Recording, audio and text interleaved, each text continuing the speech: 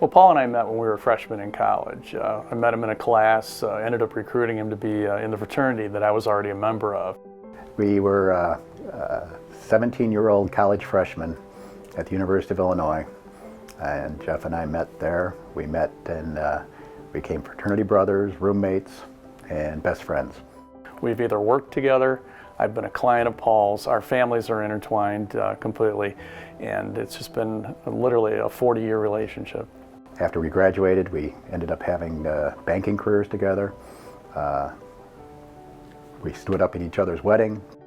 Then after my banking career, I had a portfolio company, and it was S&S Activewear, and I was afforded the opportunity to purchase S&S. I didn't want to do it alone. I went off and I said, okay, I'm going to need a partner. And I talked to Jeff. What made the decision easy from my standpoint is you want to be able to trust your partner. And implicitly, I trust him not only because of the longevity of our relationship, but simply having observed him in working with him in different companies, seeing his ethical responsibility, and then also being a customer of his at a point in time and how he treated me in that role certainly solidified the fact that we would have no issues being partners. We trusted each other. We had the same ideals. So we were able to take a look at the company and do our due diligence and actually purchase the company. What was comforting after the due diligence was that Jeff came back and says, we got a very good core management team. There were several individuals there who are still with us today that had tremendous ideas, great ability to execute, but they were kind of limited by the resources of the company at the time. Paul and I knew that if we could keep these people engaged and willing to do what they'd already knew needed to be done in the industry, that we would be very successful.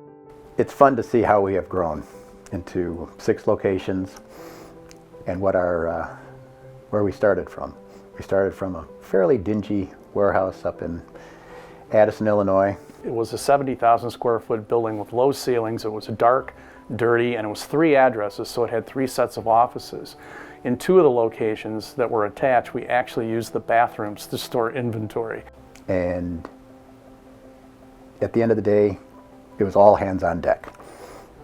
Jeff, myself, Keith Shannon, Jim Shannon, we were out picking orders, and it was fun to do it that way because we ended up having to learn every single job that there was in S&S. We pulled orders, we restocked inventory, we loaded trucks. On alternating days, Jeff and Keith Shannon would decide who was going to lay in front of the UPS truck to make sure that we could get that one last order out before the UPS driver left. Anybody that worked for us, we had a requirement. If you got sick to your stomach on Sunday night thinking about work, we didn't want you to work there. We wanted people that were coming to work Monday, charged up and ready to go and happy about their environment. And from day one, I think that's the culture we created, and I think it's still in place today with almost no exception.